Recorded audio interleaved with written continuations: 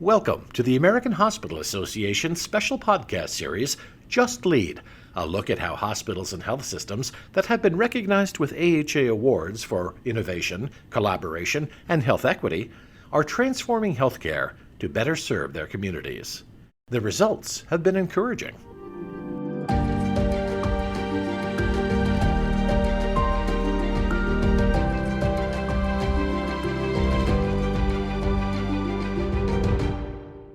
I'm Tom Hederle with AHA Communications. University Hospitals, headquartered in Cleveland, was awarded the 2022 Quest for Quality Prize for data-driven equality and safety improvements, developing innovative strategies to deliver equitable care, and establishing effective strategies to share quality and safety improvements across its organization and with other health organizations. Today we are joined by Dr. Peter Pronovost, Chief Quality and Clinical Transformational Officer at University Hospitals.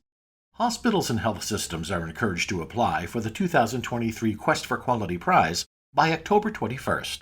Learn more at aha.org/questforquality. Well, thank you again for coming on the Advancing Health podcast and joining us. Really a pleasure to have you this morning. We do the Quest for Quality Award every year, and there's a lot of competition for it because there's a lot of great work going on out there in the field. But University Hospitals' work really shone this year. So let me begin by asking what our listeners should know about University Hospitals. What makes you special? What makes you guys so good? Yeah, Tom, well, great. We're a super regional health system, just for people who don't know us, in Northeast Ohio. We have 23 hospitals, over 50 ambulatory healthcare facilities, and we care for about 1.4 million people. Half of those are in our ACO. And we are lazily focused on our commitment to maximize value. And though healthcare does miracles every day, the sad reality is, Tom, it still harms too often, it costs too much, and it learns and improves too slowly. And we asked why, and what could we do, not to tinker around the edges, but to transform. And we saw too often quality is viewed as the job of the quality department rather than every employee's job. Too often we have silos. And even though there's brilliant practices going on within an organization or outside, we don't have mechanisms to allow the free flow of those great ideas. And then third, we often lack discipline management systems when we do deploy interventions to make sure that they scale and patients benefit. So we sought to overcome those shortcomings in our model of transformation that we call Believe, Belong, and Be Brave.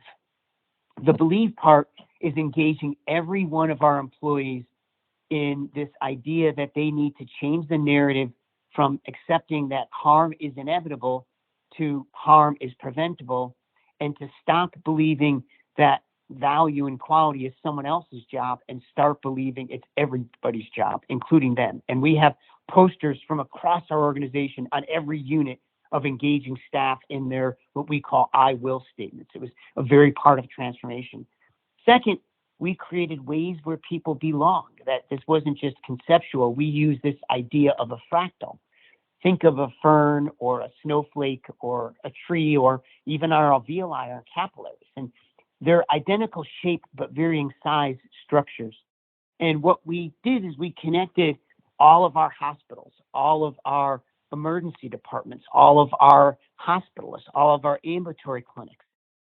And then at the highest level, our hospitals, our ambulatory, our ACO, our home care, all creating like the nervous system to allow this free flow of ideas, and created a culture that we encouraged those free flow of those ideas.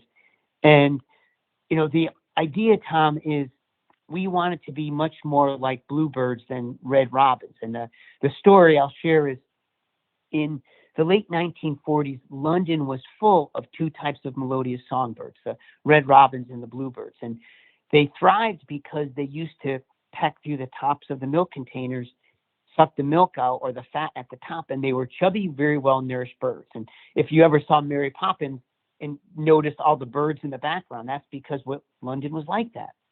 But then the companies changed the containers from cardboard and steepled to aluminum and flat. And both birds are equally smart, and a few of both birds learned to peck. But the robins are extinct in downtown London now, and the bluebirds thrive. And the only difference is the robins were solitary birds. They had their stoop or their corner, and the information never disseminated. In healthcare, we call that our division, our department, our role. The bluebirds were flocking birds. They flew strong and proud together so that information quickly disseminated and spread.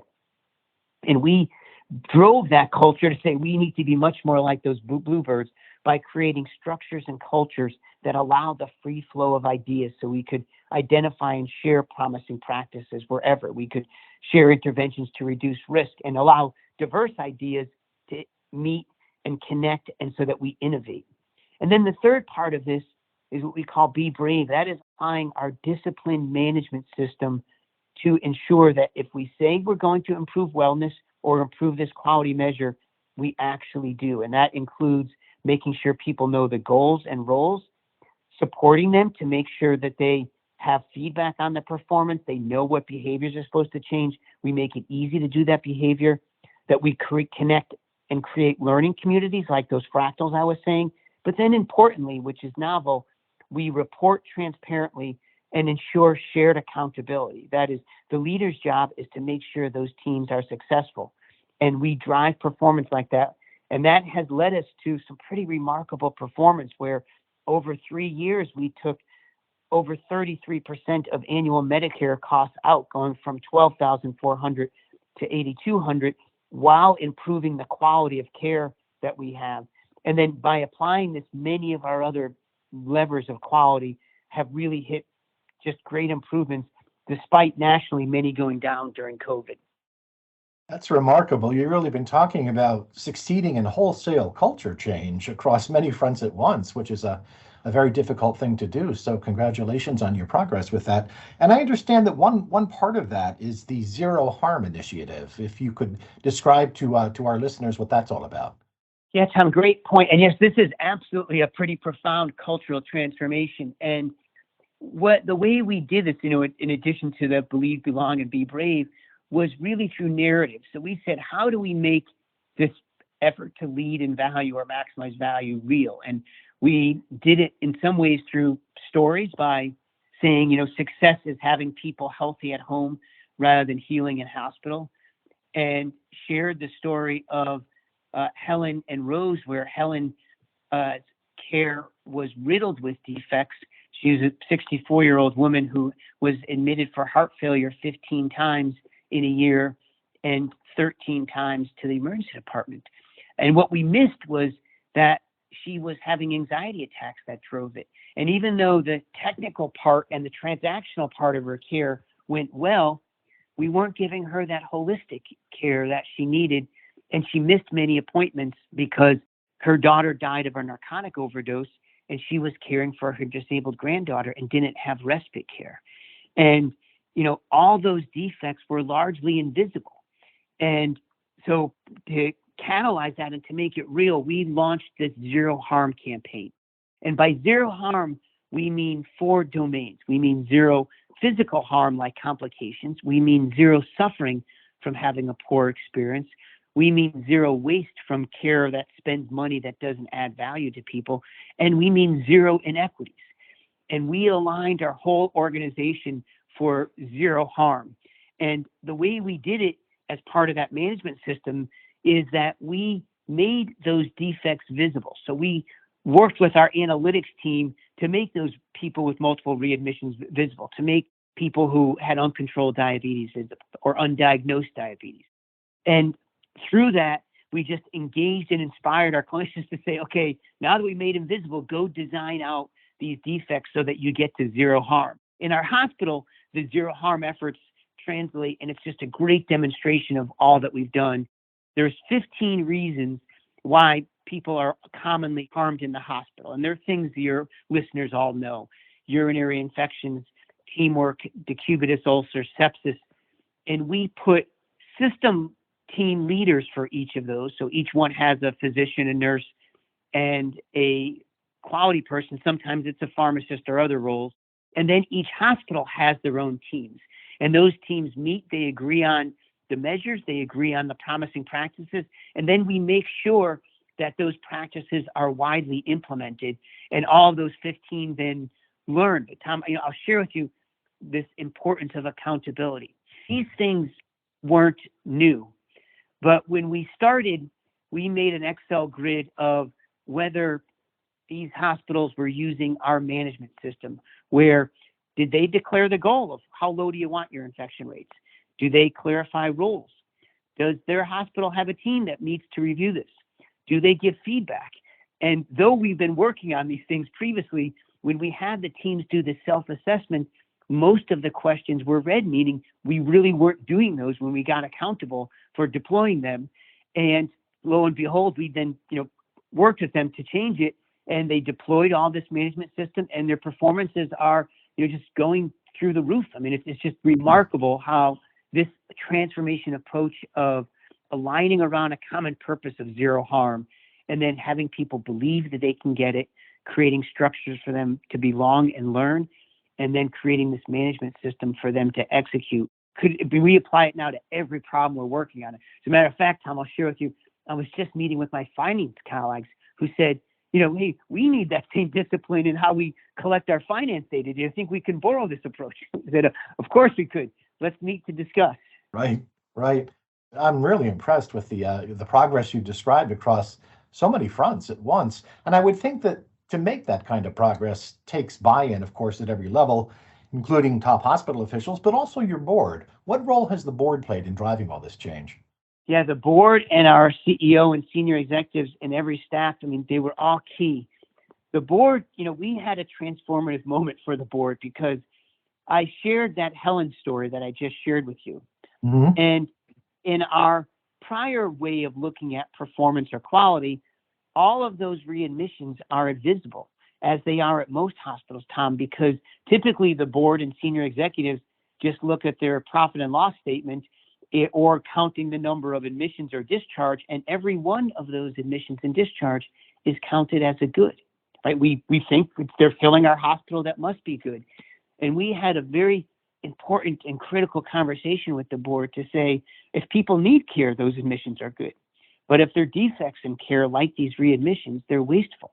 And we need to make those visible and design them out, because our communities, at least we're a not-profit health system, didn't create us to have full hospitals. They created us to meet the health needs of their community. And those defects aren't helping us do that. So we have to design them out. And we need you as board members to look not just at the financials, is the hospital filled, but as a payer or a receiver of health care who wants that harm-free care that we know we all want, that we believe patients deserve, that providers desire, and the public is increasingly demand. And the board has just been our stalwart in pushing us, even though reducing readmissions isn't good short-term for the finances, it's what we have to be doing for our community. Now, we're not naive that we're still paid in a fee-for-service, and so the way we overcome that, Tom, is we make sure, because we now know we give significantly higher quality care than others around us, we make sure we maintain network integrity, meaning we keep the people that are in our ACO within university hospitals because it's better for them. It's far lower cost and higher quality than if they were to go elsewhere. Got it. Well, that's really, again, you've just got a great system in place that's making huge strides forward. Final question, just as we wrap up. Anything else you'd like to share about your work and your journey so far, particularly anything that another system could learn from your experience? Anything that we haven't talked about yet that you'd like to pass on maybe as a takeaway lesson? Yeah, Tom, what I would say is I think, so many health systems in America and launch pilots of quality. So they do a PDSA and they find something that works. And that's important for finding out something that works if it's unknown. But it's not a mechanism to spread something across a large health system or a large hospital. And to do that, the technical work alone isn't enough. Matter of fact, it will almost always fail, that we have to approach it with the inspirational part of understanding, how hard people are working now with the shortage of staff, but being hopeful and inspirational through the, changing people's beliefs that they could do this and it's part of their job. Creating that structure and cultures where ideas anywhere are welcomed and shared if they're good and they have an impact, that we don't judge them. And finally, that we deploy this discipline management system. Tom, we call those three components leading with love.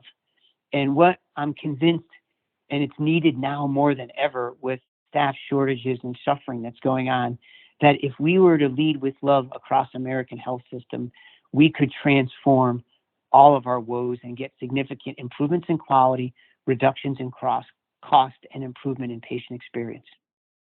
Well, Dr. Pronovost, thank you so much for sharing some really inspiring thoughts and insights about university hospitals and how you've traveled the road that you have so far and what you've got to show for it. And I hope that other systems can take some lessons away from your great experience. So thanks again for your time appearing on Advancing Health. Pleasure to have you. Take care. Thank you, Tom, and have a great day.